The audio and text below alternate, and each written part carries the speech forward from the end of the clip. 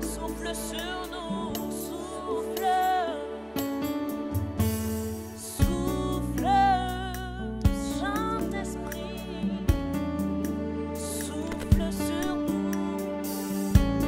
Souffle, souffle, souffle, souffle, souffle,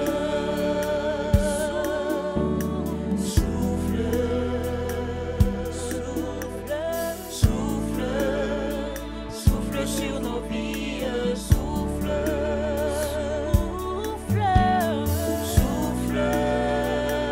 souffle,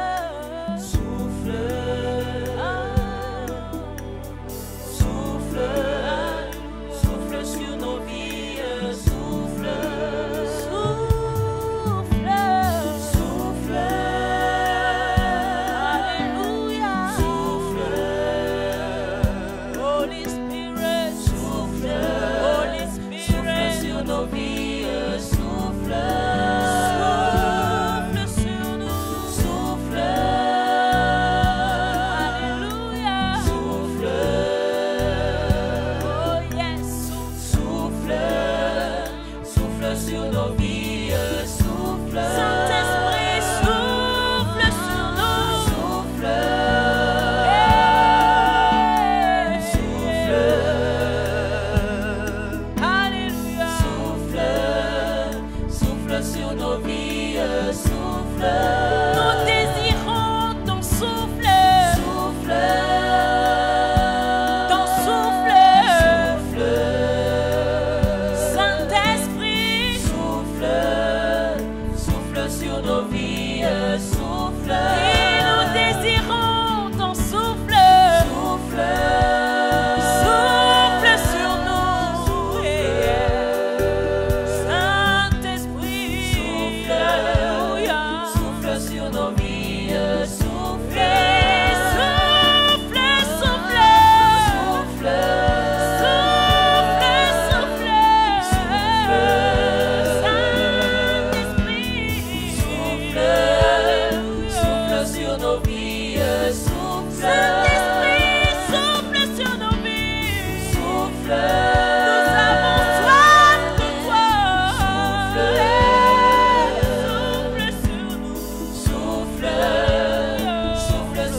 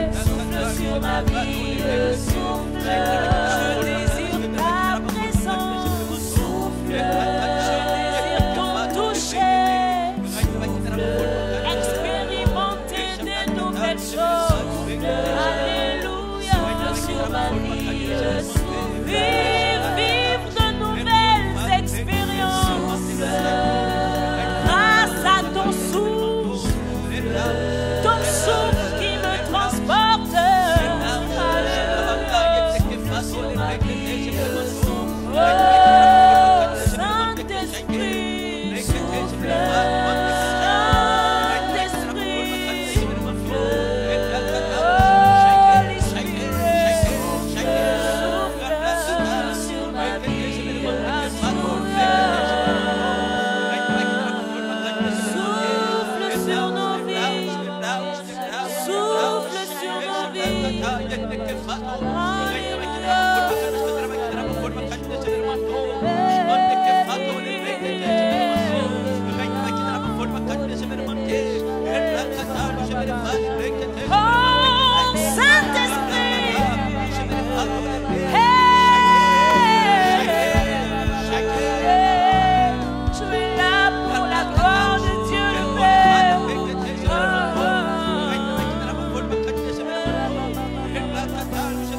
Là sur cette terre, comme consolateur, le paraclet qui nous enseigne toutes choses. Esprit de Dieu, souffle de Dieu, nous avons besoin de toi. Viens remplir ce lieu. L'Esprit de Dieu est là. Il est là parmi nous. Il agit puissamment pour la gloire de l'Esprit de Dieu. L'Esprit de Dieu est là. Il est là.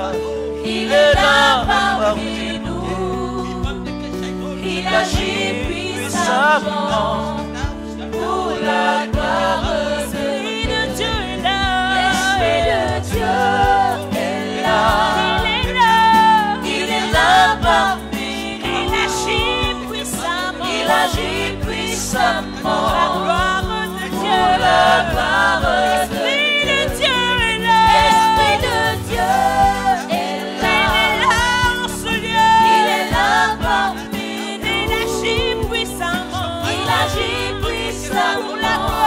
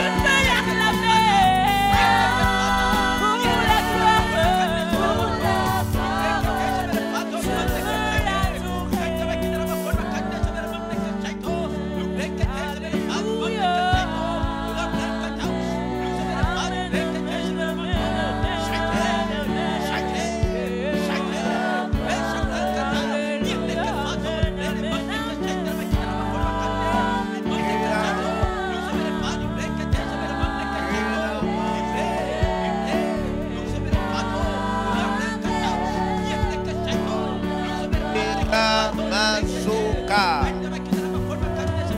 Keramazuka. Keramazukales. Keramazukala. Nalo Shabare. Mazukala leto. Mazolebe Shabare de. Mazuka Manteleros. Prie, prie, prie maintenant. Prie. À l'endroit où tu es, prie. Peu importe le pays. Tu t'es connecté. Tu es là avec nous. Mets-toi à prier et partage. Prie et partage. Prie et partage. Commence à partager. Partage, partage. Rentre dans les groupes. Prie et partage.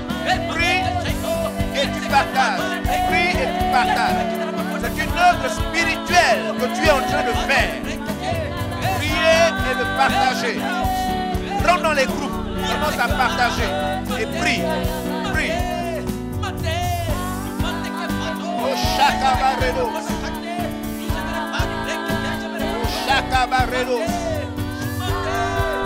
Chakabarebos et Kabarebos. Baribo Shabarebebebebebebe.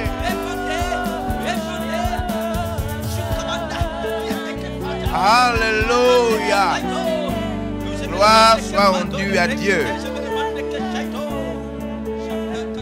Alors si tu as eu l'opportunité et la grâce de te connecter, fais cette œuvre spirituelle de partager. Commence à partager. Rentre dans les différents groupes.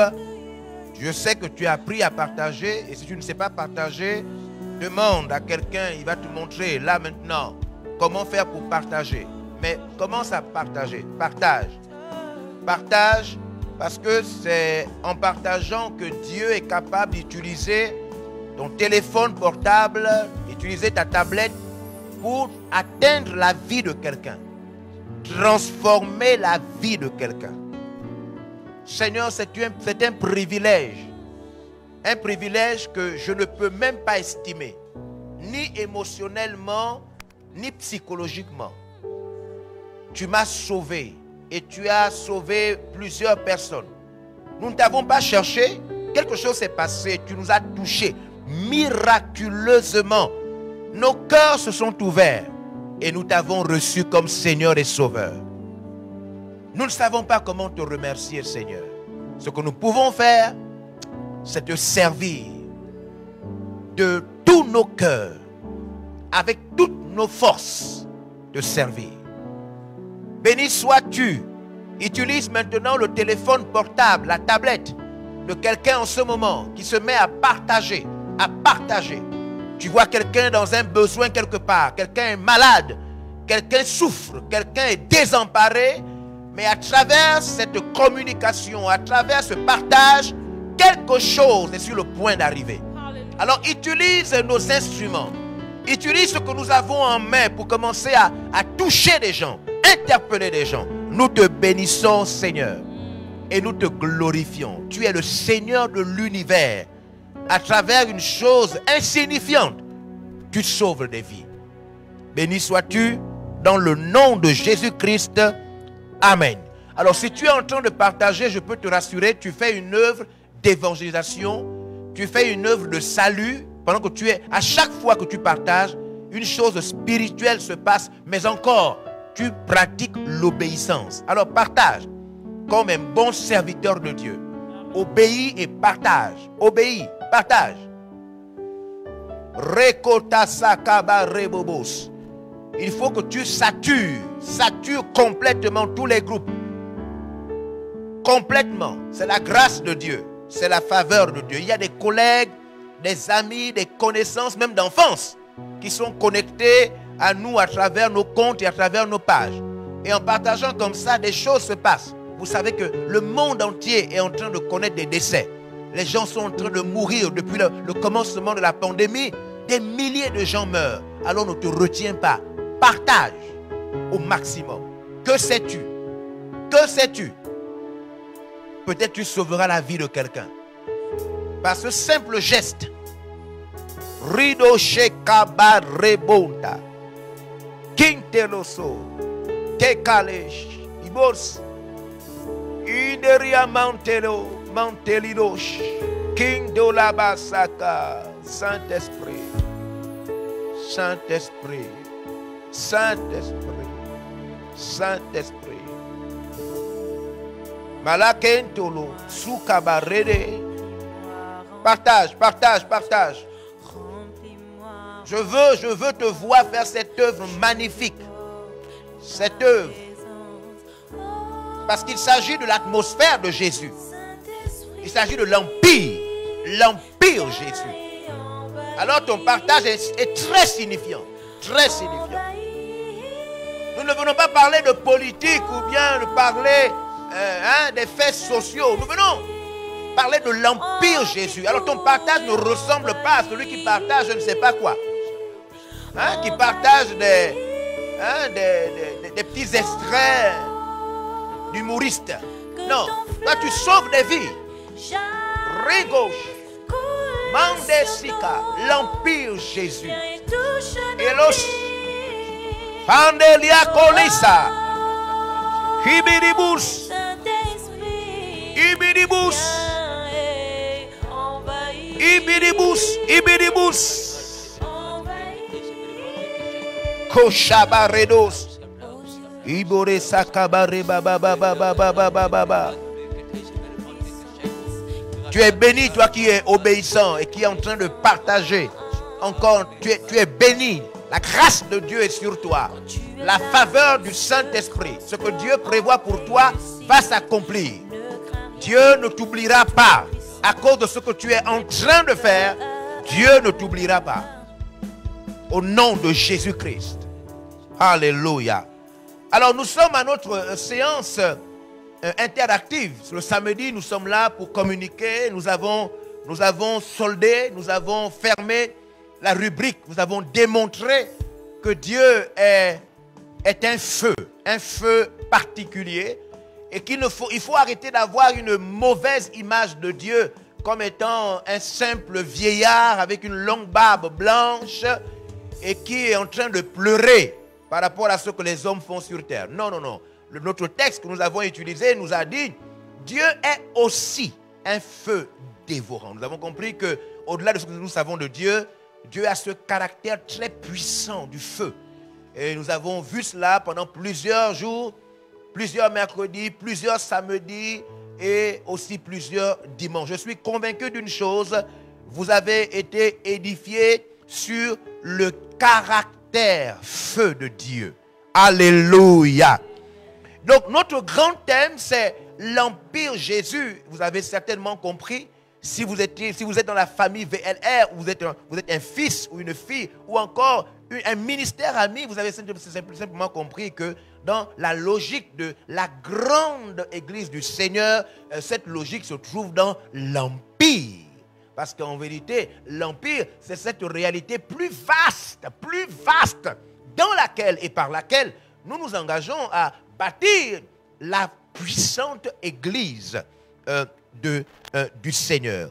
Au moment où je suis en train donc d'introduire un autre sous-thème de cette grande pensée de l'empire Jésus, voilà, nous allons voir comment l'empire Jésus se manifeste par une autre chose.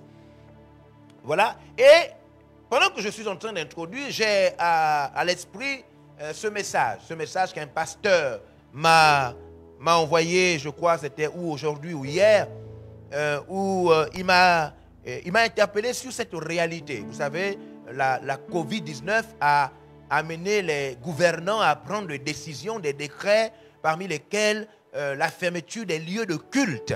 Voilà, la fermeture des lieux de culte dans le monde entier, hein, pour éviter les grands rassemblements qui pourraient favoriser la contagion. Alors, mais il s'avère que, gloire soit rendue à Dieu, on avance au fur et à mesure et on se rend compte que ce virus est là, il est très dangereux, mais la seule différence, c'est que ce virus ne tue pas plus que tous les autres virus. Il ne tue pas.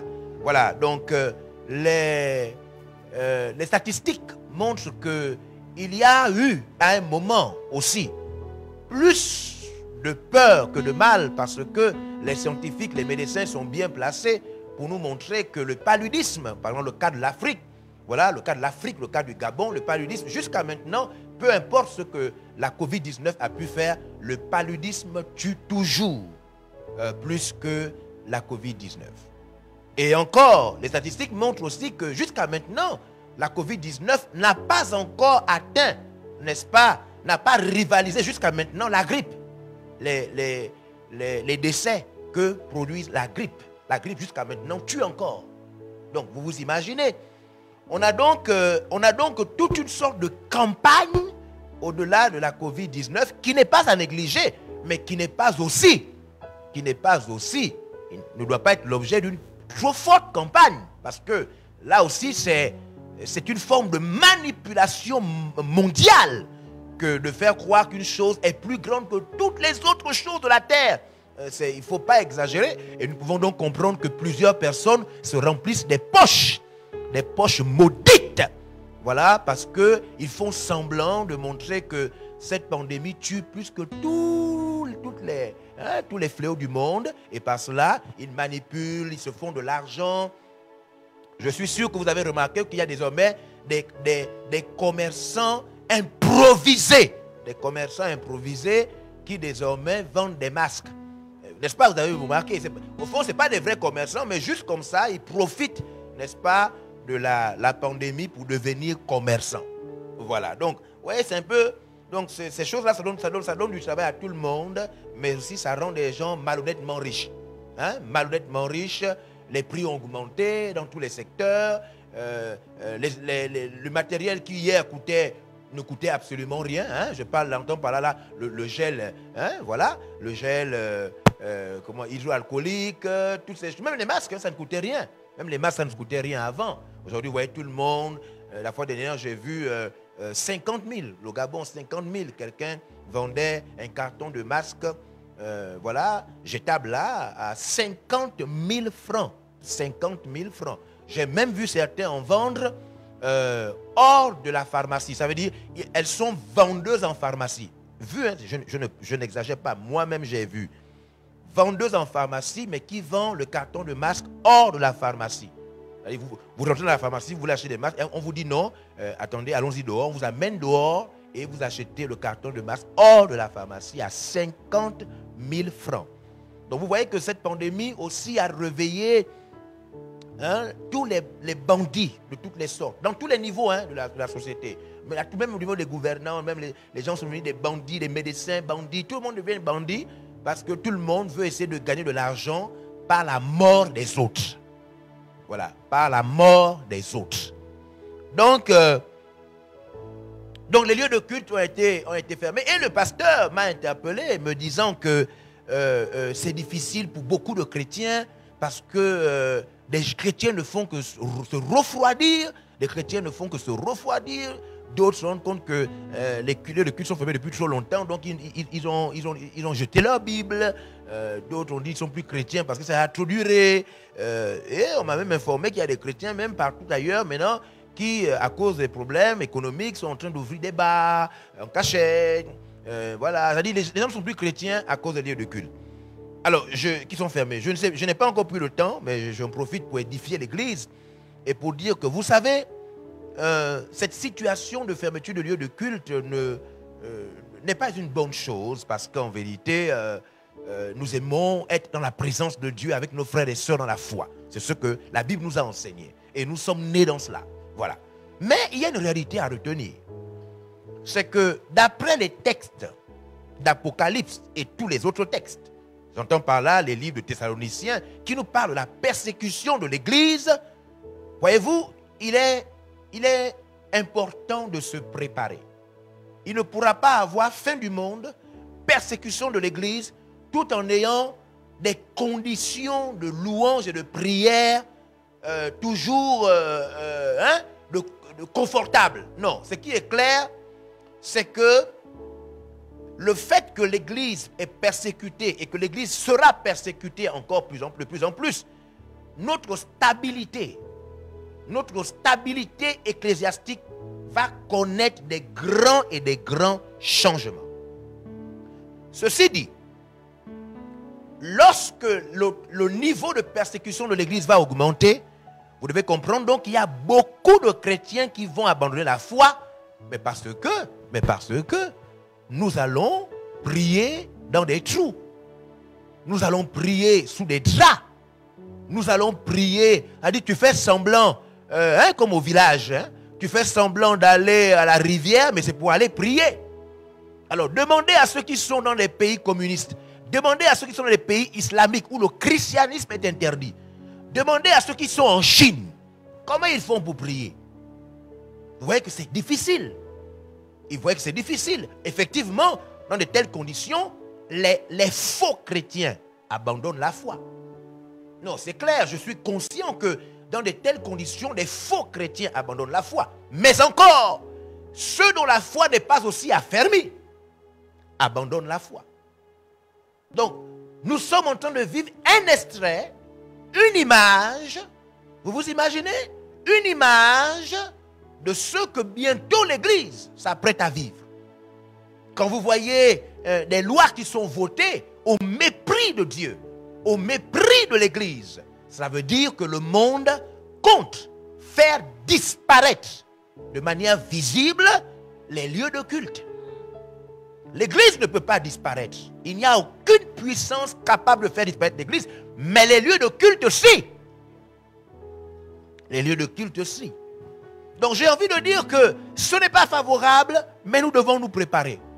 Nous devons nous habituer à vivre la vraie foi. Et aujourd'hui, je voudrais vous montrer que même quand ces lieux de culte seraient fermés à court, à moyen et à long terme, l'Église doit continuer à être puissante. Et aujourd'hui, je voudrais montrer comment, parce que l'empire de Jésus est une réalité. Voyez-vous, mesdames et messieurs, l'empire Jésus est une... Rien ni personne ne pourra empêcher à Jésus de gagner la victoire finale. Personne. Jésus va vaincre tous ses ennemis. Dieu lui a dit quoi? Assieds-toi à ma droite. Le temps pour moi d'écraser tous tes ennemis. De faire d'eux ton marchepied. Donc Jésus va vaincre les magiciens. Il va vaincre la rose aux croix. Il va détruire les francs-maçons.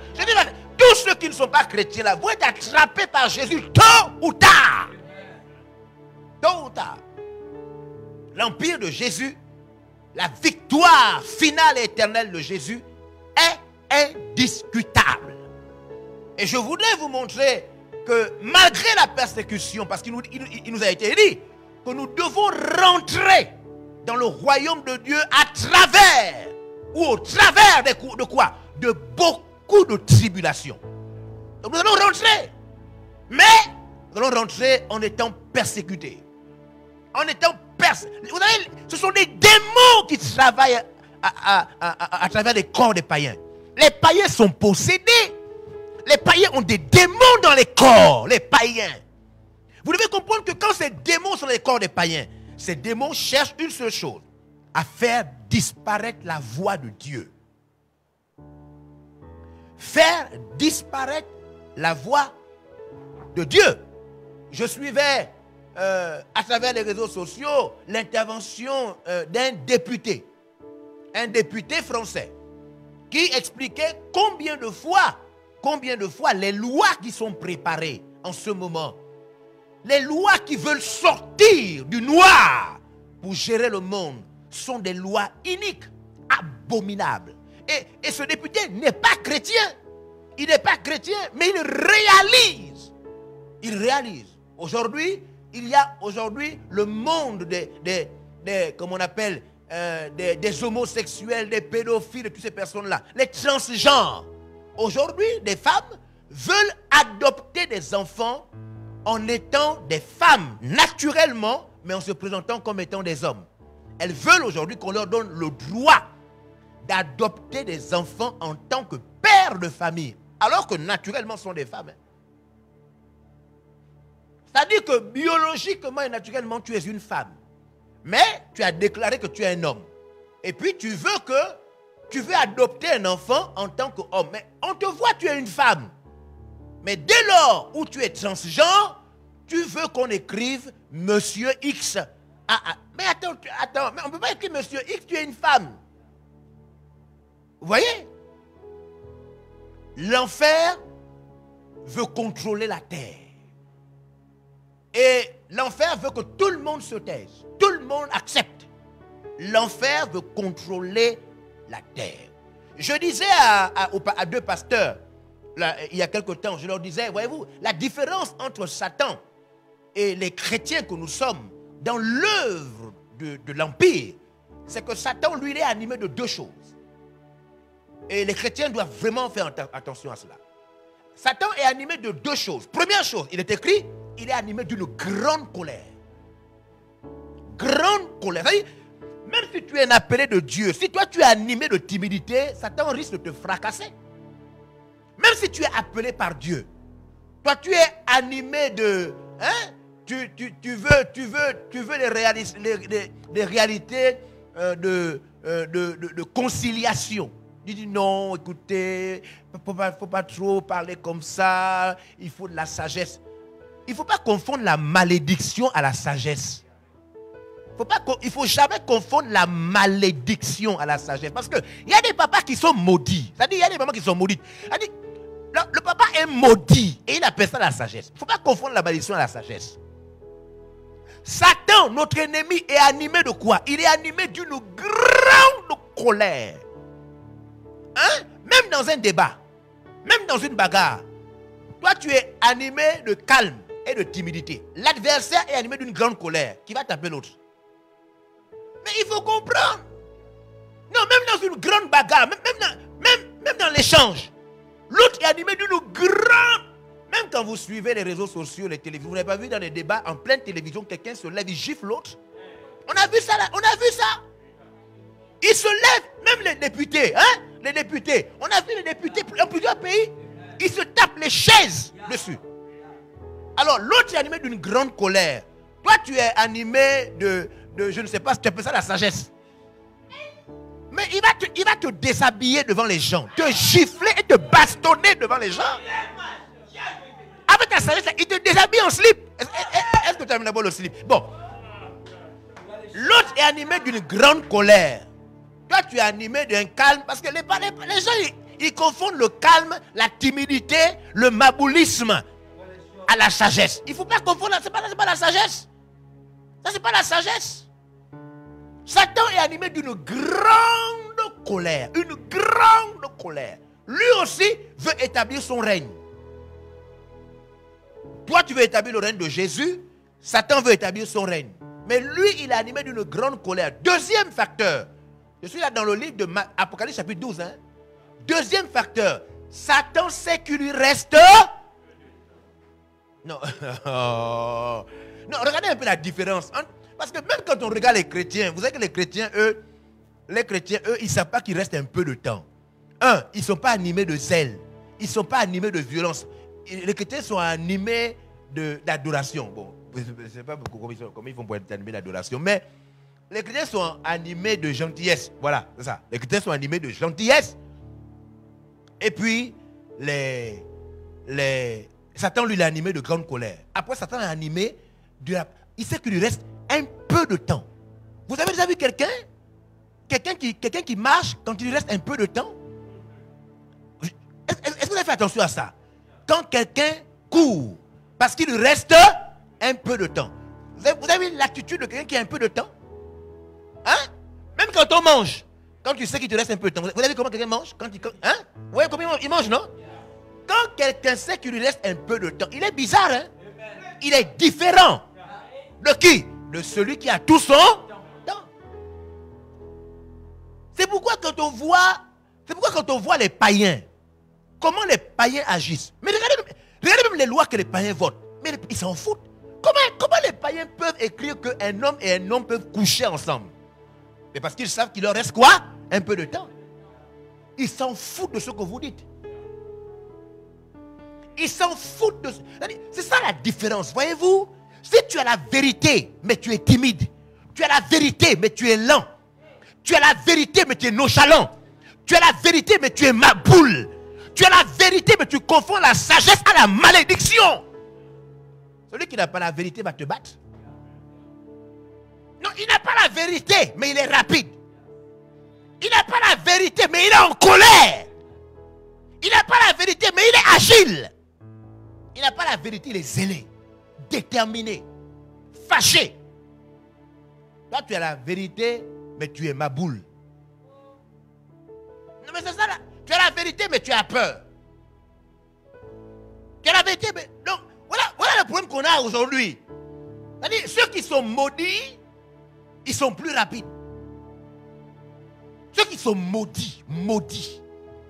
Ceux qui couchent avec leurs enfants, ce sont eux qui sont plus rapides. C'est grave. C'est le problème que nous avons. Nous, l'Église, les chrétiens, nous devons donc faire attention. Faire très attention. La vie ne sera plus jamais facile. Les choses vont toujours devenir plus difficiles.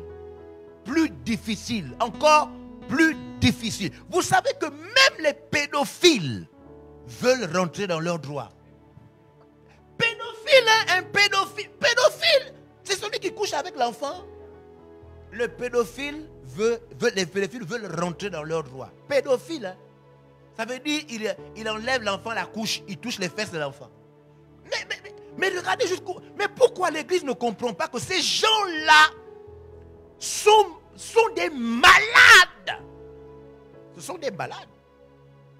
Mais ce sont eux qui dirigent.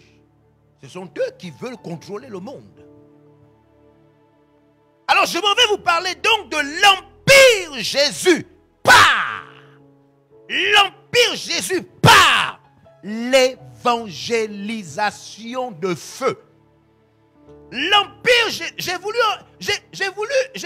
cru que quand j'avais parlé du feu, j'ai voulu enlever le feu. Dieu m'a dit non, tu n'enlèves pas. Tout ce que tu dis, tu mets feu après. Parce que si tu ne fais pas ça, tu ne vas pas communiquer ce que je veux communiquer. Parce qu'aujourd'hui, on a tout. Hein? On a l'évangélisation de la peur. C'est-à-dire, où tu prêches l'évangile à quelqu'un, tu lui dis bonsoir, oui, bonsoir monsieur, bonsoir, oui, j'ai envie de vous parler de Jésus. Mais vous n'êtes pas obligé. Hein? Vous n'êtes pas obligé de m'accepter ou bien de m'écouter. C'est si vous avez du temps. Si vous avez du temps. Je veux juste 1 minute. Je ne veux même pas 30 minutes. Je veux juste 1 minute, monsieur. Ouais, donc il y a l'évangile où même quand tu évangélises, tu es maudit. Tu es maudit. Toi qui évangélises, tu es maudit. Tu n'as rien compris. Et Dieu m'a dit non, si tu prononces les mots là seulement comme ça là, l'empire par la prière, vous savez qu'il y a des gens, ils prient, la bouche ouverte, ils dorment. C'est vrai ou c'est pas vrai? Mais un jour nous étions en prière, j'étais allé à une formation en prière. On a formé. Le soir maintenant, après avoir mangé, on dit prière.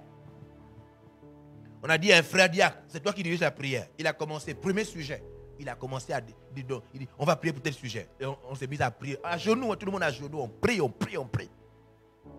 On a fini de prier le premier sujet. On attend le deuxième sujet. On attend, silence. On attend. Moi, je suis là, j'ai dit, mais pourquoi le deuxième sujet est dur comme ça?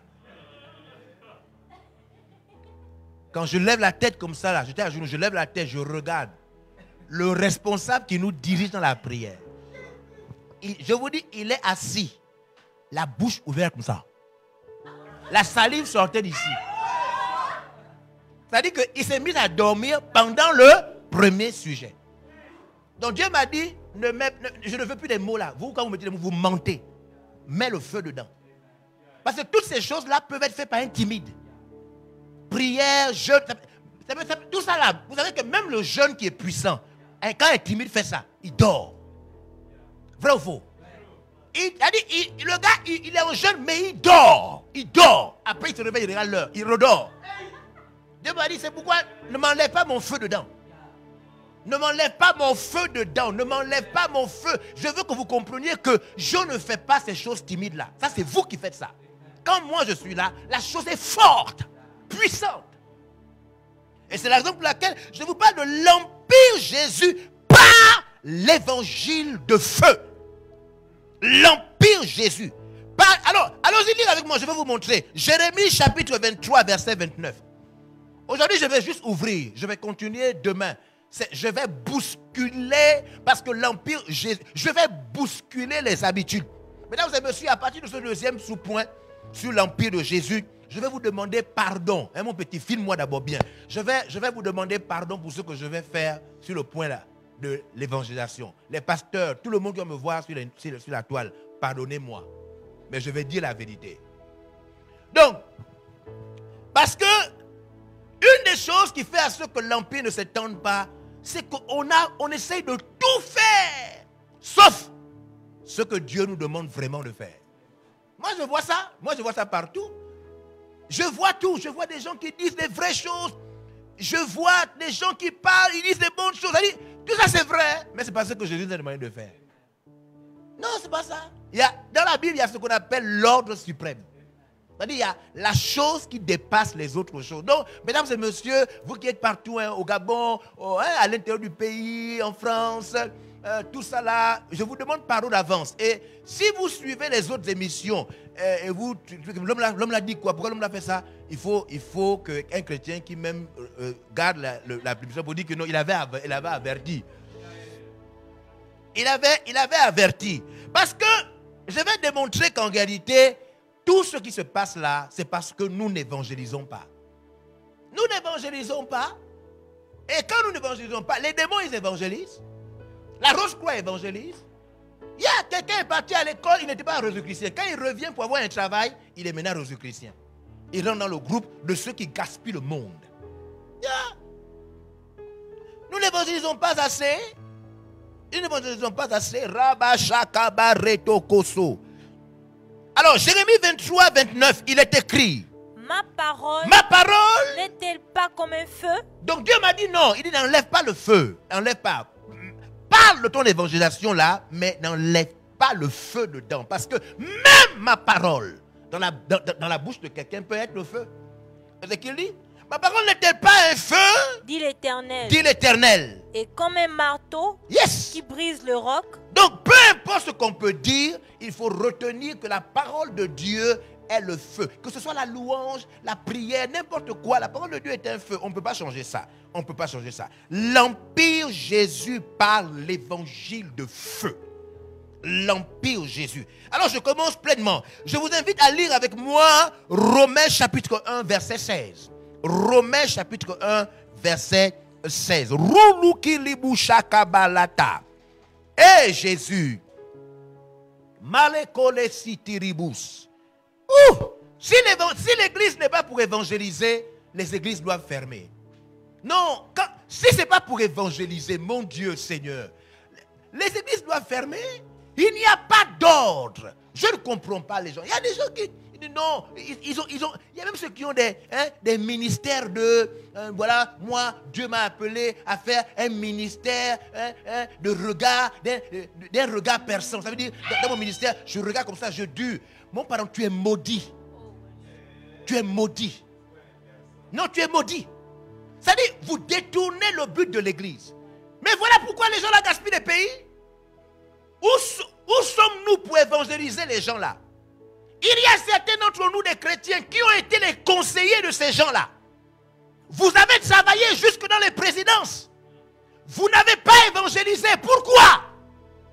Pourquoi vous n'avez pas évangélisé? Les voici maintenant en train de gaspiller les pays.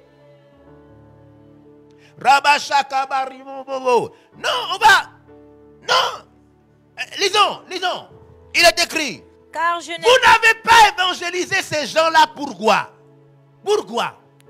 Même tous les députés du monde là, beaucoup sont dans nos églises.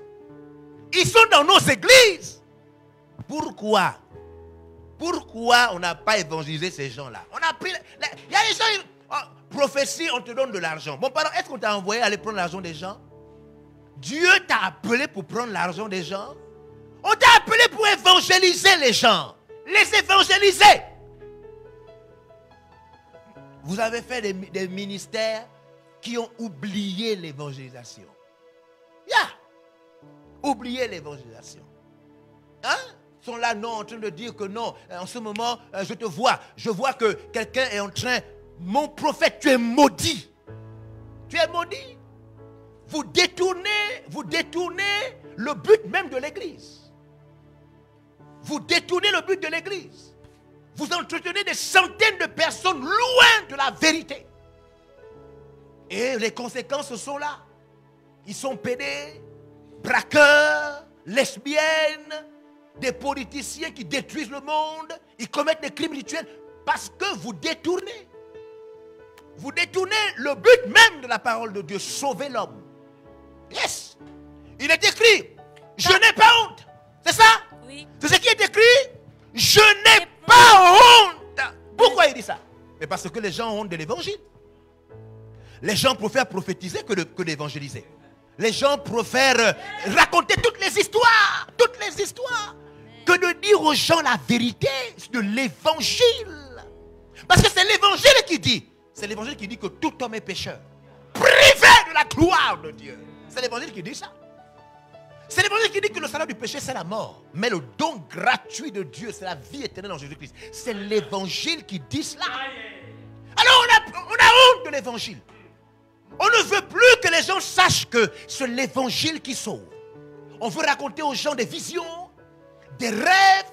On a des gens qui passent toute leur soirée assis debout en train de dire aux gens, je vois. Prophète, tu es maudit. Tu es maudit. Tu vois quoi? Il a dit, allez, faites de toutes les nations des disciples. Il n'a pas dit d'aller voir la vie des gens. Je n'ai pas honte de l'évangile. Parce qu'on peut avoir honte de l'évangile. On peut avoir des prédicateurs de l'évangile. On veut du spectaculaire. On veut impressionner les gens. On veut montrer aux gens que je te vois depuis ta chambre. Mon pardon, si tu vois la personne depuis ta chambre, nous on gagne quoi? Le monde gagne quoi? L'église gagne quoi? Que tu vois les gens dans leur chambre. Les Nganga voient les gens dans leur chambre. Les marabouts voient des gens dans leur chambre. On gagne quoi? Tu racontes quoi aux gens? Je n'ai pas honte de l'évangile. Parce que l'apôtre Paul savait par le Saint-Esprit qu'il devait arriver un temps où les croyants, les prédicateurs et les pasteurs auraient honte de l'évangile. À des moments, je me demande même pourquoi on peut provoquer les vieux morts de l'Ancien Testament. On va raconter que non, voilà, il y avait à Shichem un homme, voilà, qui avait comme ça là. Bon, pardon, tu racontes l'histoire là, pourquoi c'est? Non, il avait 12 fils. Jacob, bon, pardon, Jacob a fait quoi? Les gens sont dans le péché, ils meurent sans Jésus. Il faut, à un moment, on se pose la question pourquoi on part trop loin là-bas. On part toucher les morts, les anciens morts. Enoch a disparu. Mon parent, Enoch a disparu, ça sauve qui? Enoch a disparu, ça sauve qui? L'évangile est accompli. On a reçu la bonne nouvelle. Enoch, ce n'est pas la bonne nouvelle. Enoch, c'est l'histoire. L'évangile est arrivé. Jésus-Christ, le Fils de Dieu, qui nous sauve de nos péchés. Je n'ai pas honte donc de l'évangile. Et Paul dit, écoutez ce qu'il dit. Il dit, c'est une puissance. C'est la puissance. Il dit que l'évangile, c'est la puissance. De Dieu. De qui? De Dieu. L'évangile, c'est quoi? L'évangile, c'est quoi? L'évangile, c'est quoi? La puissance l'évangile, c'est quoi? C'est la puissance de Dieu. C'est là où Dieu a caché son pouvoir. C'est dans l'évangile que Dieu a caché ce qui sauve l'homme. C'est dans l'évangile, dans la bonne nouvelle, que Dieu a enfoui, a caché l'unique moyen de sauver l'homme. Mais regardez ce qui est important. Il dit, je n'ai pas honte d'annoncer la bonne nouvelle. Mais comment on peut avoir honte d'annoncer la bonne nouvelle? Mais oui, parce que c'est une bonne nouvelle simple. Et les gens aiment ce qui est sophistiqué. Donc tu peux avoir honte de dire à quelqu'un que Jésus te sauve, quitte dans ton péché, quitte le concubinage, quitte ceci. Et non, ça c'est trop simple. Hein? Ce n'est pas un vrai prophète, ce n'est pas un vrai homme de Dieu. Son message est trop simple. Il faut lui parler. C'est pourquoi les gens sont obligés de quitter l'évangile. Hein? Parce qu'ils trouvent que l'évangile est trop minime. C'est trop élémentaire. Ils disent non, ça c'est pas clair. Moi, ce que je veux, c'est quand tu entends le nom du village de quelqu'un, il dit j'entends un nom ici. Le nom du village, là au moins c'est sophistiqué. Ils ont honte de l'évangile. Les prédicateurs qui ont honte de l'évangile. Ils ont honte de la simplicité de l'évangile. Ils ont honte du fait que Dieu a caché la vie éternelle dans un évangile simple. Ils ont honte de ça. Mais c'est ça la vérité. Hein? C'est pourquoi vous les voyez là sur Facebook en train de raconter maintenant des histoires. Non, voilà, ils utilisent des mots. Des mots terribles, hein? Des mots même que l'évangile, même les apôtres ne connaissaient même pas les mots là. Hein? Le monde cosmétique de la... Non, pardon. Tu viens parler de trucs cosmétiques ici, on a... Tu es maudit. Non, tu es maudit. Non, tu es maudit. Tu es prédicateur de l'évangile ou tu es prédicateur des rêves? Tu es prédicateur de quoi? Tu es prédicateur de l'évangile ou tu viens dire aux gens leur avenir? Toi, tu as été appelé pour faire quoi? Tu es un prédicateur ou bien tu es un devin? Tu es quoi? Ne dis pas que tu es apôtre ou homme de Dieu, puisque tu viens, tu passes des heures à raconter aux gens des faux trucs. Tu es quoi? Je n'ai pas honte de l'évangile. Pourquoi? Parce que l'évangile est simple, mais c'est là où Dieu a caché sa puissance. Chokata. L'évangile est simple. Tous ont péché et sont privés de la gloire de Dieu. Le salaire du péché, c'est la mort. Mais le don gratuit de Dieu, Dieu a tant aimé le monde. Voici l'évangile. Dieu t'a aimé. Dieu t'aime. Quitte ton péché. Jésus est mort à la croix pour toi. Voici ce dont les présidents ont besoin. Les ministres, les ngangas et les marabouts ont besoin de quitter leur péché pour venir à Jésus. Ils n'ont pas besoin d'autres marabouts religieux. Ils n'ont pas besoin des gens qui sont sophistiqués, qui disent que non, en ce moment, je quitte mon corps. Je vois des gens sur Facebook qui disent que non, ils quittent leur corps, ils vont se balader aux États-Unis, et puis ils reviennent. Comme Ézéchiel. Mon parent, tu es maudit. Non, tu es maudit. Tu détournes les gens de l'évangile parce que tu as honte de l'évangile. Tu as honte de l'évangile. C'est pourquoi tu utilises un langage compliqué. L'apôtre Paul dit, je prêche la parole sans la sagesse du langage. Tu utilises un langage compliqué parce que tu as honte de l'évangile. Tu as honte de l'évangile. Je vois des gens, vous avez honte de l'évangile. Vous avez honte de l'évangile. Vous n'êtes plus appelé par Dieu. Vous vous êtes détourné de Jésus. Oui. C'est la puissance. L'évangile, c'est la puissance. C'est dans l'évangile qu'il y a la puissance de Dieu. De Dieu, hein? Vous ne pouvez pas. Puis il n'y a personne qui peut m'enlever ça. Dieu a dit lui-même. Il utilise quoi? Des choses faibles. C'est pas ça qu'il a dit? 1 Corinthiens, il a dit les choses faibles. Pour faire quoi? Pour confondre les choses fortes. C'est ce qu'il a dit lui-même. Quand il est né où? Dans le palais? Non. Il est venu naître parmi les animaux. Ses disciples étaient des grands ingénieurs? Non, qui? Des simples pécheurs. Il prend des choses simples et il met dans ça quoi? Une puissance rare. Après il confond les choses fortes. Vous nous racontez quoi? Vous nous racontez quoi? Voici le monde est en train de se détruire. Les pédophiles continuent, les pédés continuent. Parce qu'on ne leur dit pas que c'est le péché. On raconte des histoires. On veut amener des gens dans des trucs. On fait des métamorphoses. On dit aux gens que non, grand rendez-vous des étoiles. Mais on parle de quelles étoiles? On parle de quelles étoiles? On parle des gens qui sont dans le péché. Les gouverneurs sont dans le péché. Les familles sont dans les péchés. Les pères des familles sont dans le péché. Les gens violent leurs enfants. On demande à ces personnes de venir à Jésus. Vous nous parlez de la guerre des étoiles. Quelle guerre? Quelle guerre des étoiles? On raconte quoi? On raconte quoi? Mon Dieu, c'est Kashabarekotosuka. Je n'ai pas honte de l'évangile. C'est la puissance de Dieu pour le salut. Pour sauver. C'est dans l'évangile qu'il y a la puissance qui sauve. Oh Seigneur. Pour le salut de quiconque croit. Voyez-vous, ce verset nous dit donc que l'évangile en vérité, ce n'est pas des mots. Dans ce verset, on découvre que l'évangile, ce n'est pas des mots. On découvre que l'évangile, ce n'est pas des phrases. L'évangile, c'est quoi? La puissance. Non, ça c'est la chose qu'il faut comprendre. Hein. Tout le monde croit que l'évangile, c'est aller parler de Jésus. Non!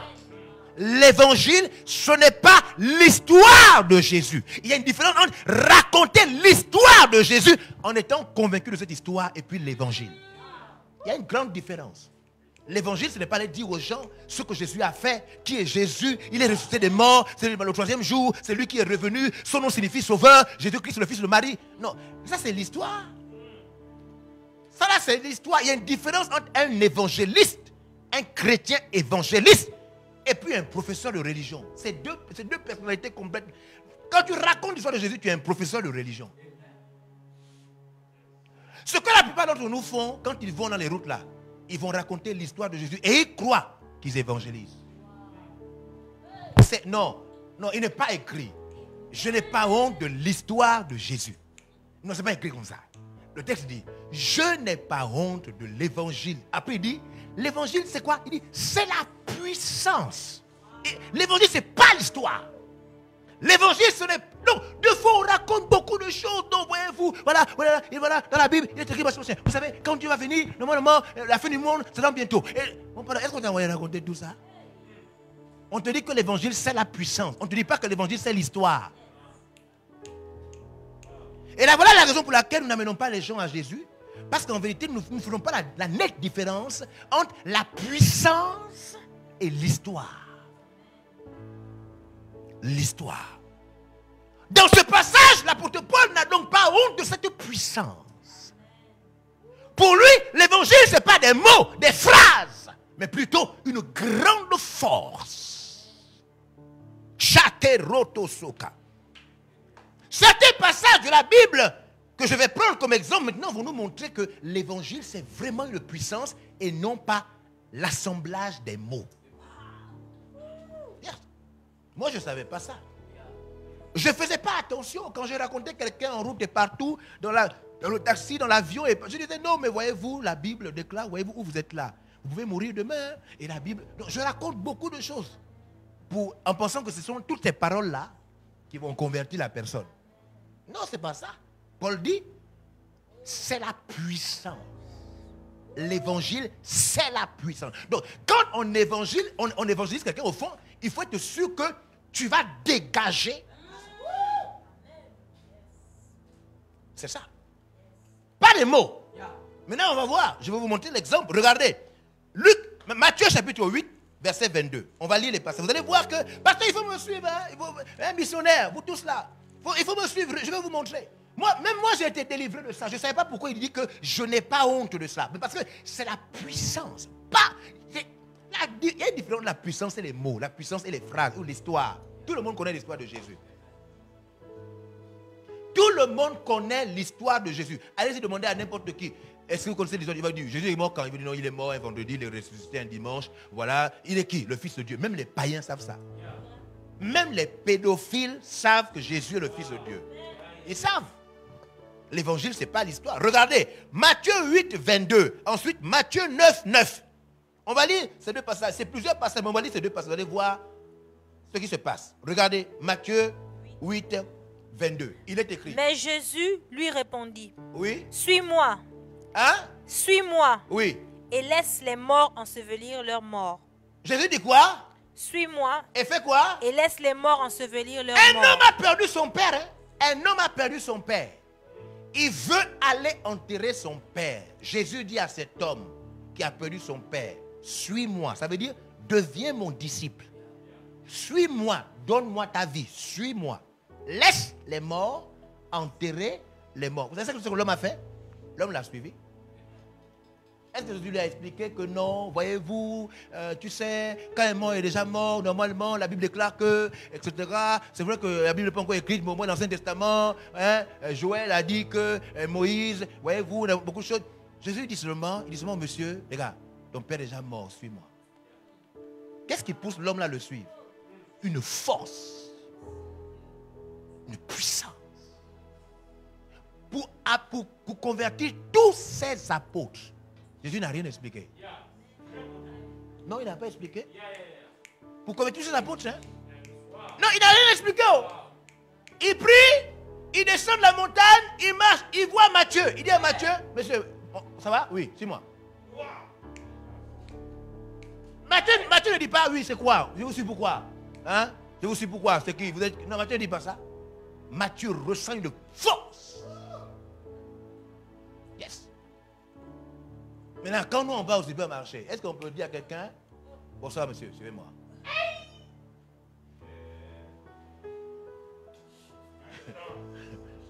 Hein? Oui! Jésus ne faisait pas la conversation. Jésus ne faisait pas la conversation. Ne faisait pas. Paul dit, c'est la puissance. La puissance. L'évangile de feu.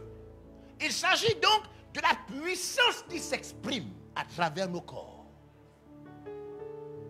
Et quand la puissance s'exprime, la puissance n'est pas allée à l'université. Elle n'a pas besoin de s'expliquer. Rosekato Chaka. Alors ce que nous avons, ce sont les livres, les brochures, les versets, les textes, les histoires. On a même des contes. Quand on va parler de Dieu. Et monsieur, bonsoir, voilà, j'ai un conte. Et vous racontez le conte, Et moi, le monsieur là debout. Dieu aussi est là, il vous regarde. Moi, quand j'étais petit, j'avais un de mes oncles. Oh. Deux fois, même certains, nous partons prêcher l'évangile. Au moment où nous parlons, nous commençons à pleurer. La personne à qui nous prêchons l'évangile prend la pochette et nous donne. On est sur les yeux. Ça dit que on n'a rien compris. Au fond, nous on croit que l'évangile, ça veut dire convaincre la personne avec les mots. Paul dit non. Paul dit non.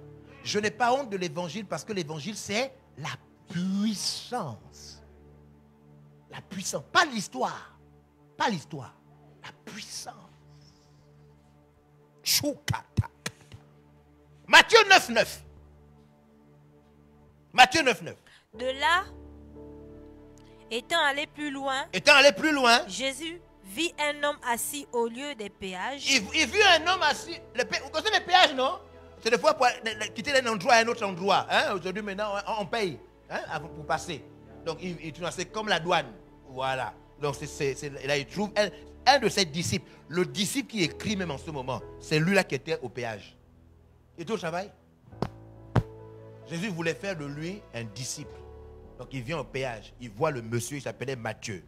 Il fait quoi? Il s'appelait Matthieu. Le texte dit, il s'appelait Matthieu. Il lui dit quoi? Suis-moi. Suis-moi. Après? Cet homme se leva et le suivit. Fini? Il se lève seulement. Il est au travail, non? Il est où? Le monsieur est où? Est-ce que Jésus a dit que Matthieu, je vois ton village? Il y a une marmite qui est cachée quelque part dans ton village. Oh Seigneur, mon Dieu. Dieu regrette avoir sauvé l'Afrique. Non, Dieu regrette avoir sauvé l'Afrique. Où sont les marmites? Où sont les marmites? Non, je vois une marmite qui te bloque. Mais où sont les... Mais est-ce qu'il y a même pas un seul apôtre qui a parlé de marmite? Regardez-moi les Africains. On amène les marmites, les ceci, non, je vois ceci, sous le lit de ta mère. Mais toutes les mamans vieilles ont des marmites sous le lit.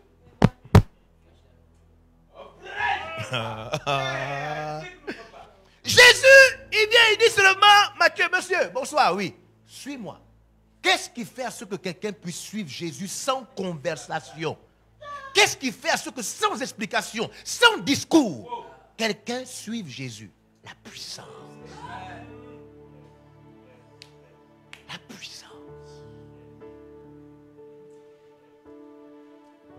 Une des choses qui nous fait rater l'empire de Jésus par l'évangélisation, c'est la puissance. L'absence de... Les chrétiens ne recherchent plus la puissance. Les chrétiens, je vous dis la vérité, les chrétiens recherchent la célébrité, le fait d'être reconnu. Les chrétiens recherchent le monopole. Les chrétiens veulent que tout le monde sache qu'ils sont capables, qu'ils sont bons dans tel et tel domaine. Les chrétiens ne recherchent plus la puissance silencieuse. Celle qui se manifeste sans faire ta célébrité. La vraie puissance. Nous, on recherche On cherche des... Faut faire attention. Hein. Des fois, vous croyez que vous cherchez la puissance. Vous ne cherchez pas la puissance. Vous cherchez le spectaculaire. C'est différent. Parce que la puissance peut être silencieuse. Sans faire votre propagande. Yeah, la vraie. La vraie puissance. Elle n'a pas besoin de faire votre propagande. Quand c'est la vraie puissance, elle ne fait pas votre propagande. Nous, on cherche le spectaculaire. On cherche des choses qui vont épater l'homme, attirer l'attention.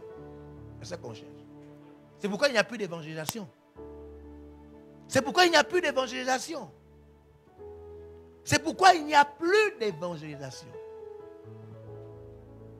Il ne s'agissait pas donc des paroles, ni de mots, ni de philosophie, ni de discours, mais d'une puissance, d'une énergie incroyable venant de la vie de Jésus. Alléluia. Jokabarite seteride. Dezukalato. Alléluia. Voilà ce que Dieu dit. Jérémie 5,14. Dans Jérémie 5,14, Dieu nous apprend quelque chose. Jérémie chapitre 5, verset 14. Oh, je n'ai pas honte de l'évangile. Ils sont obligés de devenir tous des prophètes. Tout le monde maintenant, prophétant, prophétant, prophétant, prophétant. Et quand vous écoutez ce qu'ils disent, ils disent non, je vois Dieu. Je vois quelqu'un en ce moment qui est habillé en bleu. Mon parent, tout le monde est habillé en bleu en ce moment. Ça, ce n'est pas l'évangile, être habillé en bleu. Et même si tu as vu ça une fois, ce n'est pas ton ministère. Dis aux gens comment ils sont habillés. Oh mon Dieu. C'est l'absence de puissance. Oh. C'est l'absence de puissance qui fait à ce que les gens sont maintenant en train de trouver des tactiques sophistiquées. Tactiques. Yeah. Absence de puissance. La vraie. Quelle puissance? Celle qui fait des gens des nouvelles créatures. La puissance qui change. Yeah. Puissance qui change. Je reçois des gens dans mes entretiens, dans mes bureaux, ils sont chrétiens à l'église sans être transformés. Je me dis, mais tu partais dans quelle église? Tu partais dans quelle église? Jérémie 5,14, il est écrit. C'est pourquoi ainsi parle l'Éternel. C'est pourquoi ainsi parle l'Éternel. Le Dieu des armées. Le Dieu des armées. Parce que vous avez dit cela. Parce que vous avez dit cela. Voici. Je veux que ma parole dans ta bouche soit du feu. Donc Dieu veut quoi? Dieu veut que sa parole. Ouais, tu peux avoir sa parole dans sa bouche, mais sa parole n'est pas du feu. Elle est de l'histoire. Hein? De l'expérience personnelle. Donc même quand tu parles à quelqu'un, tu es là, il n'y a aucune force qui sort de toi. Il y a plutôt un son expliqué qui sort de toi. Un son intellectuel. Donc tu expliques. Non, voyez-vous. Et puis on te dit à la fin, vous parlez bien. Hein? Tu dis merci. Et la personne part. Elle se convertit pas. Elle dit seulement, vous parlez bien. Je veux que ma parole dans ta bouche soit du feu. Soit quoi? Du feu. Qu'est-ce qui est le feu? La parole. Où? La bouche. Vous voyez l'image? Il dit, je veux que ma parole dans ta bouche soit du feu. Donc, je vous demande de penser à l'image. Commencez à penser à l'image. Il dit, ma parole dans ta bouche. Il ne dit pas qu'il veut que ce soit intellectuel. Il ne veut pas que ce soit explicatif. Il dit, il veut que la parole qui sort de ta bouche, sa parole, il veut que quand sa parole sort de ta bouche, ce qu'on constate, c'est le feu. Maintenant, regardez la suite du verset. Regardez bien. Regardez combien de fois, quand Paul dit, je n'ai pas honte. Même l'Ancien Testament comprenait que la parole de Dieu doit être vivante, puissante. Regardez. Le texte continue en disant, regardez. Et ce peuple du bois. Quoi c'est? Du bois. Ce peuple comment? Du bois. Donc la parole dans la bouche, la parole de Dieu dans nos bouches est comment? Du feu. Et le peuple devient quoi? Le bois. Maintenant le texte dit quoi? Finit comment? Regardez. Et que ce feu les consume. Vous voyez? Vous me suivez? Oui. Vous me suivez? Il dit, je n'ai pas honte. C'est la puissance. C'est-à-dire, tu parles à quelqu'un, même s'il refuse, quand il va chez lui, il rêve toute la nuit. toute la nuit. Hein. Il y a donc un prix à payer. Ce prix s'appelle le prix de la puissance. On tourne, on voit tout le monde. Tout le monde pas évangélisé, mais personne ne se rassure s'il a la puissance. La puissance. La puissance. Rusakata teko. Keteriku shakaba. Rito. Retakatoka. Et Bizilouin Sikoulouche. L'apôtre, le pasteur Paul Yongisho, à Séoul, raconte un témoignage où un couple, monsieur et madame, un vrai couple, hein, pas les PD, un vrai couple est allé vivre dans une autre ville. Ils sont allés commencer des cellules. Un couple, hein, ils sont allés commencer des cellules. Après 2 ans, ils avaient 3000 personnes nées de nouveau. Ça se passe comment? Le feu. L'évangile de feu. Lorsque la parole de Dieu est vraie et puissante dans nos cœurs. Vous comprenez ça? Lorsque la parole de Dieu est puissante, puissante. Rouchakatak. Oh Seigneur, Saint-Esprit. Je veux terminer en vous donnant comment on puise cela. Quand il dit, l'évangile est une puissance, on puise la puissance là où? Parce que la parole peut être morte dans nos bouches. La parole peut être insignifiante dans nos bouches. Ou bien elle peut être la puissance de Dieu pour le salut. Le feu qui brûle le bois. Beaucoup d'entre nous n'ont pas évangélisé. Mais la parole, est-ce qu'elle est puissante dans nos bouches? Alors d'où vient le fait que la parole devienne puissante dans ta vie et dans ta bouche? Je vais citer 4 éléments simples. Et on va prier. 4 éléments simples qui font à ce que la parole commence à devenir la puissance de Dieu. La puissance de Dieu, hein, pour le salut. 1. Pour que la parole soit une puissance dans ta bouche. Premier élément. La décision de consécration totale. Pour que la parole arrête d'être une histoire. Quand tout ce que tu racontes là, c'est de l'histoire. Des belles histoires de Dieu. Bien-aimé, je vais vous parler maintenant, aujourd'hui, de l'histoire de Zachée. Tu vas raconter l'histoire de Zachée. Il n'y a aucune puissance dedans. Aucune puissance. Tu vas raconter, tu vas crier, tu vas dire, il n'y a pas de puissance dedans. Pas.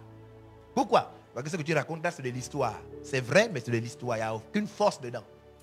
Pour qu'il y ait une force dedans, première chose, il faut que toi, l'instrument qui raconte l'histoire, tu aies pris la décision d'être consacré entièrement.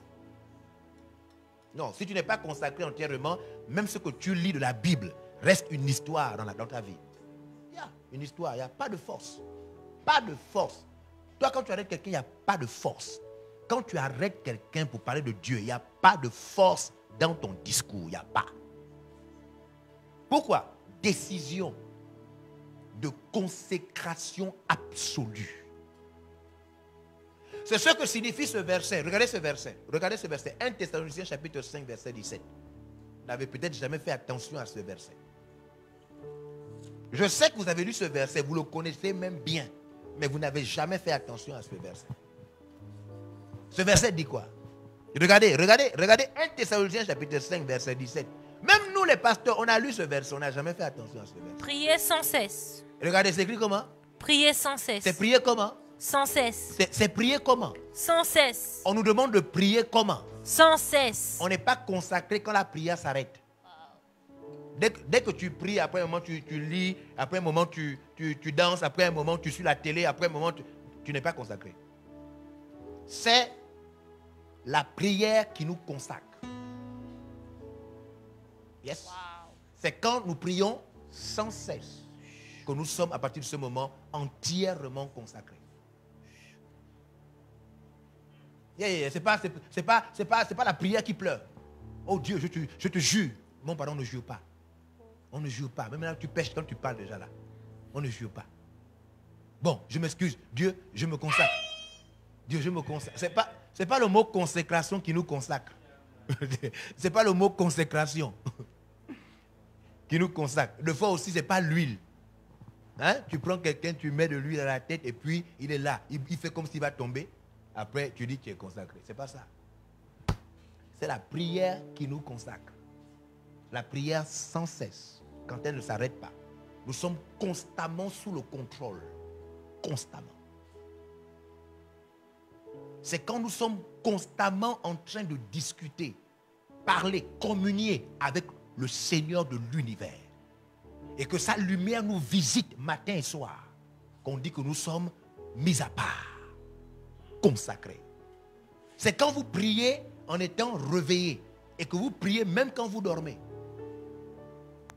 C'est quand vous priez, dès que vous vous ouvrez les yeux, vous commencez à prier déjà. C'est quand vous priez, le sommeil vous trouve même en train de prier. C'est quand vous priez sans cesse. Quand vous priez au travail, quand vous priez au champ, quand vous priez assis, quand vous priez, même quand vous parlez avec quelqu'un dans le cœur, vous priez. C'est à partir de ce moment qu'on dit que vous êtes consacré et la force vous visite. La force vous visite. Dès que la prière s'arrête, dès qu'elle vient par saison, vous n'êtes pas consacré. Même si vous êtes établi, vous n'êtes pas consacré. Vous n'êtes pas consacré. C'est le texte là. Prier sans cesse. Qui détermine la dimension à laquelle nous sommes exposés à Dieu. Prier sans cesse. Bishop Dag explique que la puissance de Dieu se cache dans ce qui est simplement dit et court. Dieu n'est pas dans tout ce qui est trop expliqué. Donc dans ce verset qui est considéré comme quoi? L'un des plus petits versets de la Bible. C'est dans ce verset que se cache la plus grande quantité de puissance. Où on ne vous dit pas trop, on vous dit seulement, prie, ne t'arrête pas. On ne répond pas à ta question, mais quand je vais à l'autre, on dit seulement, prie, ne t'arrête pas. Mais quand j'accouche, prie, ne t'arrête pas. Mais prie, ne t'arrête pas. Reso Kaba. On vous demande quoi là? On vous demande de faire une chose qui annule toutes les autres choses. On vous dit, prie. Mais je prie. Mais quand, prie. Mais prie. Donc dans ce verset, il y a une grande capacité. La force de Dieu est cachée dans prie, ne t'arrête pas. Rosekata. C'est ça se consacrer. C'est ça se consacrer. Rushikereo. Retakosaka. 2. La puissance vient dans l'obéissance à l'ordre. L'obéissance à l'ordre d'aller. Aller faire des disciples. C'est quand tu réponds à l'obéissance. C'est là où on dit que la puissance a... Quand tu réponds à l'ordre, c'est un ordre, hein? Moi, si j'étais Dieu, j'allais envoyer la moitié des chrétiens en enfer. Mais grâce à Dieu, je ne suis pas Dieu. Non, si j'étais, même si j'étais un conseiller de Dieu, hein, j'allais envoyer beaucoup de chrétiens en enfer. C'est-à-dire, quand on voit les chrétiens vivent sans l'ordre d'aller faire des disciples. Il faut les regarder. Quand tu vois les chrétiens, tu sais même quand tu vois ta nièce, quand elle vient te visiter, même quand tu vois sa peau, tu sens que ta nièce là n'évangélise pas. Vrai ou faux? Des milliers de chrétiens, quand vous les voyez, vous sentez qu'ils n'ont pas sur eux l'ordre d'aller évangéliser. Ils prient, ils font tout, ils veulent savoir pourquoi leur vie n'avance pas, pourquoi ils n'ont pas de bébé encore. Ils pensent que la vie chrétienne, c'est on est libre, quoi, de faire ce qu'on veut. C'est pourquoi ils n'ont pas de puissance. Yes. Ils n'ont pas. Il y a un ordre. Il a dit, allez faire de toutes les nations des... Il y a un ordre. Moi, j'écoute des gens prêcher. Je vois des gens prêcher. Pendant toute sa prédication, il ne dit pas aux gens qu'ils doivent impérativement aller faire des disciples. Ils ne disent pas ça aux gens. Moi, je ne sais pas qui a appelé ces gens-là. Moi, je ne sais pas si je vais être calme au paradis. Hein. Je risque de me battre à la porte pour dire aux gens que lui-là, il ne rentre pas. Non, lui-là, il ne rentre pas. Lui-là, il ne rentre pas. Le pasteur-là ne rentre pas. Non, s'il rentre, je fais du désordre ici. Il ne rentre pas. Ça, c'est quel ministère où les gens ne sont pas envoyés faire des disciples? Ça, c'est quel Jésus? Quel Jésus Oh Jésus. L'ordre, l'obéissance à l'ordre d'aller faire. Regardez Matthieu 28. Matthieu 28, verset 18, à partir du verset 18, pas à partir du verset 19, comme vous aimez lire. À partir du verset 18, vous allez comprendre. Verset 18, il est écrit. Jésus s'étant approché, Oui. leur parla ainsi. Il leur dit quoi? Tout pouvoir m'a été donné dans le ciel et sur la terre. Donc la grande puissance de Jésus est disponible. Pourquoi? Pour aller faire des nations des disciples. Le verset 18, Jésus dit d'abord tout pouvoir. Après, au verset 19, il dit quoi? Allez. Donc, la puissance là, ce n'est pas pour autre chose. C'est pour aller faire des disciples. Vous voyez? Il y a des ministères, leurs chrétiens ne savent pas évangéliser. Ils ne connaissent pas évangéliser. Dans le ministère VLR, évangéliser, c'est obligatoire. Tu n'évangélises pas, on te maudit. Non, on te maudit. Toi et ton bébé, on vous maudit, vous deux. Ah, il dit que, oh, ça c'est quoi? Oui, c'est comme ça. Si tu n'es pas d'accord, toi aussi tu es maudit. Yes. Ah. C'est un ordre. Un ordre, c'est un. Yeah. C'est une injonction. C'est un impératif. C'est obligatoire. Évangéliser, c'est obligatoire. Aller faire des disciples, c'est obligatoire. Yeah. Voilà où pourquoi la puissance vient. La puissance vient quand Dieu sait que tu as compris l'ordre. Tu as compris que c'est un ordre. Oh Seigneur, moi je n'écoute aucun conseil de quelqu'un qui n'évangélise pas. Non, mais pourquoi dans votre église, est-ce qu'on est obligé? Mon pardon, tu évangélises? Non, fous le camp. Non, fini. Non, c'est-à-dire que si tu évangélisais, je devais écouter ton conseil. Mais tu n'évangélises pas, va ailleurs. Non, va ailleurs, va ailleurs. Tu n'évangélises pas. Oh non, mais pourquoi dans votre église? Ou bien, mais est-ce que Jésus a dit qu'on peut boire le vin? Mon pardon, tu évangélises? Non, je ne réponds pas à ta question. C'est ça? Non, s'il vous plaît, j'ai envie de savoir où se trouve l'hôpital général. Mon pardon, tu évangélises? Non, je ne te dis pas où ça se trouve. Je ne te dis pas où ça se trouve. Yeah. C'est ça. Je ne te dis pas où ça se trouve parce que tu es maudit. Tu ne réponds pas à l'ordre. Des milliers de chrétiens ne répondent pas à l'ordre. Des milliers. Des milliers, ils ne répondent pas à l'ordre. D'aller faire des disciples. 3. Voilà pourquoi c'est de là où vient la puissance, hein, dans l'obéissance à l'ordre. Yeah. 3. La puissance qu'on trouve dans l'évangile là, la puissance de Jésus là. Troisièmement, ça vient à cause de quoi? 3. La force et la violence constante de parler aux non-chrétiens. La force et la violence. C'est-à-dire, il faut que Dieu te sente quoi? Forcé et violent dans le besoin de parler aux non-chrétiens. Ah, mon Dieu. J'ai demandé pardon au début, non? Vous étiez quand j'ai demandé pardon au début, non? Yeah. Mais mesdames et messieurs, j'ai déjà demandé pardon. Au début.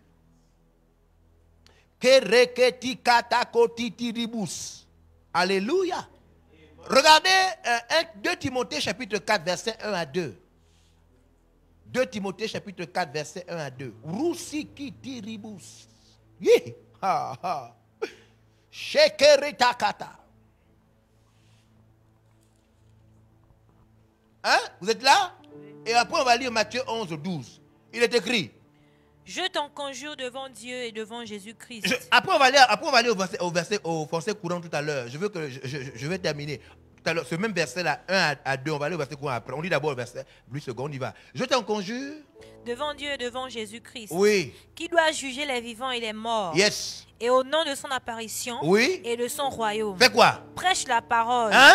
Prêche la parole. Quoi c'est? Prêche la parole. Oui. Insiste. Insiste. En toute occasion. Oui. Favorable ou non. Donc à quel moment on doit prêcher l'évangile?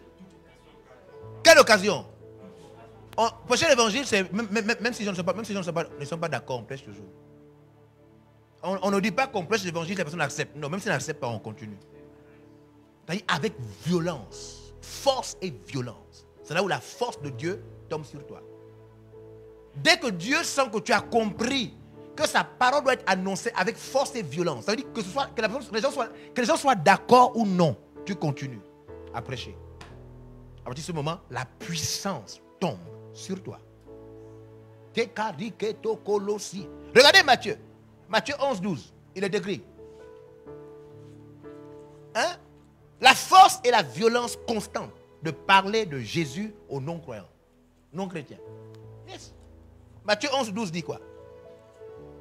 Depuis le temps de Jean-Baptiste, depuis le temps de Jean le Baptiste, jusqu'à présent, le royaume des cieux est forcé. Le royaume de Dieu, le royaume de Dieu comment? Est forcé. On fait rentrer les gens au ciel comment? Est forcé. Hein? La puissance tombe sur toi quand tu as compris que on prêche avec la force. Même si les gens ne sont pas d'accord, tu prêches toujours. Tu prêches toujours de manière forte. Le Saint-Esprit tombe sur toi maintenant parce qu'ils se rendent compte que tu as compris. Ils se rendent compte que tu as compris. Le royaume de Dieu est forcé. Et c'est avec eux. Ce sont les violents qui s'en emparent. Les violents. Violents. Donc il y a la force et la violence. Constante, hein? Constante. Donc il ne faut pas croire que la puissance t'accompagne le premier jour que tu vas évangéliser. Ouais. Ou bien la première semaine. Ou bien le premier mois. Non. Au début, tu vas évangéliser comme ça, tu vas voir que les gens disent n'importe quoi, les gens n'acceptent pas. Et Dieu va faire quoi? Il te regarde d'abord. Il te regarde. Mais vous devez savoir que les disciples ont évangélisé sans le Saint-Esprit. Oui, ils ont évangélisé. Au temps de Jésus, Dieu s'est de partout. C'est vrai ou c'est pas vrai?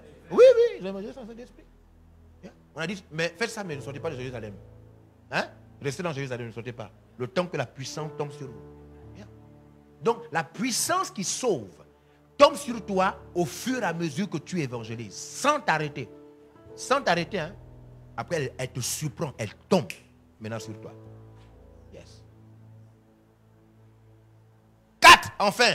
4. Aujourd'hui, on est en train d'introduire l'Empire Jésus par l'évangile de feu. Yes. Je n'ai pas honte de l'évangile. Le 4e élément qui attire la puissance de sauver les gens sur toi, c'est le fait d'alimenter, d'entretenir ta passion pour amener les gens à Jésus. Alimenter. Le fait d'alimenter et d'entretenir ta passion. Parce qu'il faut entretenir ça, c'est comme un feu. On entretient ça. Le feu, entretenir le feu, la passion d'amener les gens à Jésus. Ça se fait par des séminaires, ça se fait par le jeûne, ça se fait par des retraites. Tu dois entretenir ta passion. Entretenir ça. Garder cela. Toujours augmenter la passion là. Tu ne dois pas perdre ça. Tu ne dois pas perdre ça. Hein? Dans le point là, s'il y a des gens qui posent des questions, bien qu'ils ne sont pas d'accord, tu me le dis, je vais les maudire avant de terminer l'émission. Riba Sakabara. Dans le point là, je ne joue pas. Dans le point là, je ne joue pas. Si quelqu'un pose une question qui n'est pas bien placée, je le maudis aussi. Maudit aussi. Non, parce que il faut que les gens comprennent que prêcher l'évangile est un ordre. Un ordre. Et nul n'est censé ignorer la loi. C'est ça, c'est pas ça. C'est un ordre. Prêcher l'évangile. Yeah. Jérémie 29. Jérémie 29. Pourquoi il faut entretenir ce feu-là? Ce feu-là, il faut l'entretenir. Il faut l'entretenir. Il faut entretenir. Il y a des chrétiens qui ne brûlent pas pour ça. Même quand ils prêchent l'évangile, tu sens qu'ils le font avec peur, avec honte, avec gêne. Tu es chrétien? Non, je ne suis pas chrétien. Quoi? Non, au fond, voilà, il a honte. Tu es pédé? Oui, je suis pédé. Tu es chrétien? Non. Ah, donc tu es pédé? Oui. Ah.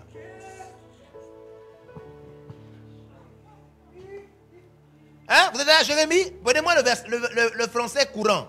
Le français courant de Jérémie 29. Français courant. Jérémie 20, verset 9. Français courant. On va terminer avec ce passage. Après, on va prier. On ne va pas crier. Hein? Celui qui crie, je le maudis. Non, parce que ça, là, on connaît ça. On veut maintenant, Seigneur, je veux obéir et être puissant. Il ne faut pas trop faire du bruit à Dieu comme si tu ne connais pas la vérité. Dieu n'aime pas ça. Ça là, tu sais ça. Moi aussi, je sais ça. Ce qu'on a besoin, c'est la puissance maintenant. Là, on n'a pas besoin de faire du bruit.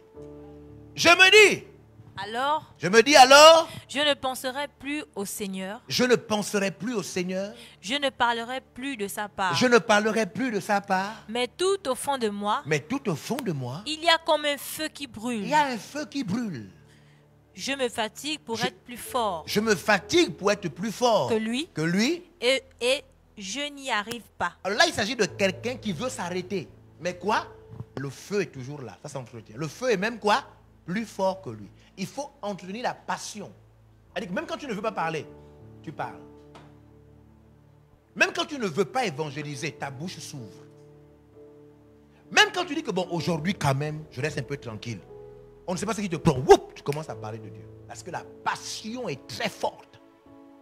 La passion pour Dieu est très forte. Maintenant, je vais prier. Seigneur, que ceux qui passent leur bac et qui n'évangélisent pas échouent au nom de Jésus-Christ. Seigneur, que ceux qui n'ont pas d'enfants et qui n'évangélisent pas n'aient jamais d'enfants au nom de Jésus-Christ. Seigneur, que ceux qui m'écoutent et qui ne sont pas d'accord que évangéliser est un ordre soient maudits au nom de Jésus-Christ. Seigneur, que ceux qui savent évangéliser et qui refusent d'évangéliser meurent avant la fin de l'année 2020. Au nom de Jésus-Christ. Seigneur, je prie maintenant qu'un réveil extraordinaire tombe sur l'église. Je prie que le Saint-Esprit nous visite et que chacun de nous soit réveillé comme on réveille un homme qui dort. Je supplie la puissance de Jésus de nous visiter. La Bible dit que les apôtres étaient à un seul lieu. Ils ont prié pas pour avoir de l'argent, mais pour évangéliser. Et tout à coup, le lieu où ils étaient se mit à trembler. Je supplie la puissance du Saint-Esprit qui est caché derrière l'évangile. Je n'ai pas honte de l'évangile.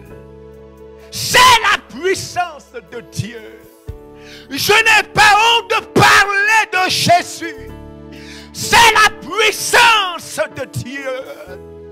Je n'ai pas honte d'ouvrir ma bouche. C'est la puissance de Dieu. Je n'ai pas honte de la simplicité de l'évangile. C'est la puissance de Dieu pour le salut, pour la guérison, pour la transformation de quiconque croit. Alors que le monde s'enfonce dans la dérive, Seigneur, alors que l'homme par le diable renverse la nature humaine, je te supplie d'envoyer le vent du réveil qui rentre dans le cœur de chaque chrétien et fait de nous des porteurs de flambeaux. Que nous soyons capables d'annoncer l'évangile jour et nuit. Parler de toi à nos amis, nos connaissances, nos voisins, nos parents, nos collègues et même à des inconnus sur les chemins et les routes. Je te supplie, Seigneur. Réveille-nous, nous les hommes de Dieu. Nous qui racontons des histoires loin de celles de l'évangile. Je supplie, Dieu, je te supplie. Mais la soif, la passion, la soif et la passion, la soif et la passion, la soif et la passion, la soif et la passion. Ils meurent chaque jour sans toi. Ils vont en enfer. Ils se perdent parce que nos bouches sont fermées. Je supplie Dieu, dans le monde entier, je te supplie, descends la faveur, descends la grâce, parle de nouveau à nos cœurs, que l'évangile de feu, l'évangile de feu, l'évangile de feu, l'évangile de feu, l'évangile qui sort avec des guérisons, l'évangile qui sort avec la puissance, l'évangile qui transforme, l'évangile qui atteint, l'évangile qui transforme, l'évangile qui récupère, l'évangile qui change les cœurs, sorte maintenant de nos bouches. Allez, prie maintenant. Prie et attrape cet évangile. Prie et attrape cet évangile. L'évangile du feu. L'évangile du feu. L'évangile du feu. L'évangile du feu. L'évangile du feu. L'évangile du feu. L'évangile du feu. L'évangile du feu. Alors que tu es en train de prier, la grande force de Dieu, la grande puissance, Dieu renouvelle l'onction. Il renouvelle. Prie avec une vraie soif. Prie avec un vrai cœur. Où tu demandes à Dieu, Seigneur, je veux proclamer. Alors donne-moi, remplis-moi de la puissance. Demande-lui sa puissance. Demande-lui sa puissance. Demande-lui sa puissance. Demande-lui sa puissance. Demande-lui sa puissance. Demande-lui sa puissance. Demande-lui de te délivrer de ce faux christianisme que tu as reçu. Une fausse chrétienne. Tu es un faux chrétien. Si tu n'évangélises pas, tu es un faux chrétien. Si tu n'annonces pas l'évangile, tu es un faux chrétien. Reclame la puissance. Reclame la soif des âmes perdues. Reclame la soif des âmes perdues. Reclame la soif des âmes perdues.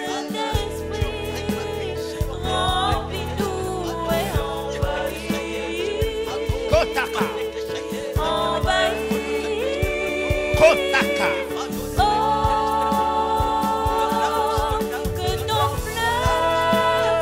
Proclame la soif des âmes perdues. La soif.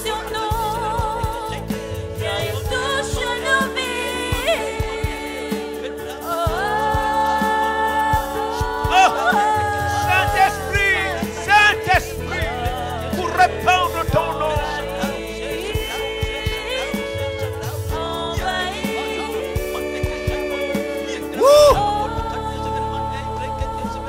Alléluia.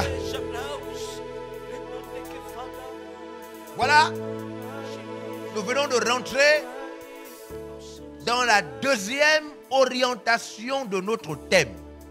L'Empire Jésus par l'évangile de feu. C'est par l'évangile de feu que l'Empire Jésus se répand. Tout à l'heure, je vous ai demandé pardon parce qu'il faut dire que je serai très tranchant pendant ce point. Je vais donc démontrer avec la force que Dieu pourra me donner que annoncer l'évangile reste l'espoir de ce monde. Et que nous n'avons pas le droit de nous occuper à autre chose qu'à annoncer l'évangile. La grâce de Dieu est sur vous, vous qui avez entendu ce message. Aussi brutal qu'il a été, c'est Dieu qui a voulu que vous entendiez ce message. Afin de réveiller votre esprit comme il a réveillé l'esprit de Zorobabel. Pour que vous vous mettiez dans le champ. Car maintenant la moisson est prête. Dieu demande que nous prions afin d'avoir des ouvriers. Que la grâce de Dieu soit sur vous. Que toutes ces paroles vous boostent et créent la soif de sauver une âme pour Jésus-Christ. Recevez cette puissance qui est cachée dans l'évangile. Je n'ai pas honte de l'évangile, car il y a une puissance à l'intérieur. Que cette puissance prenne la forme de rêve, de songe, de visitation ou de vision ouverte. Que le manteau de Dieu soit sur vous. Que brutalement, avec violence, Dieu vous donne la soif d'un évangéliste. Et qu'à travers vous, même des personnes qui n'allaient pas être sauvées, soient gagnées au nom de Jésus-Christ de Nazareth. Je bénis 7 fois. 7 fois vos vies pour que vous puissiez attraper cette onction qui se cache dans l'évangile. Que les portes du monde entier vous soient ouvertes lorsque vous aurez reçu cette soif. Au nom de Jésus-Christ. Amen. Alors demain, nous avons notre culte très spécial.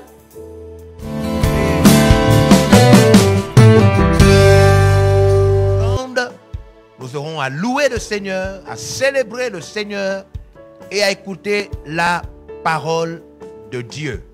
Et nous nous retrouverons ensuite mercredi prochain. Nous sommes dans l'Empire Jésus par l'évangile de feu. Que Dieu vous bénisse. Amen.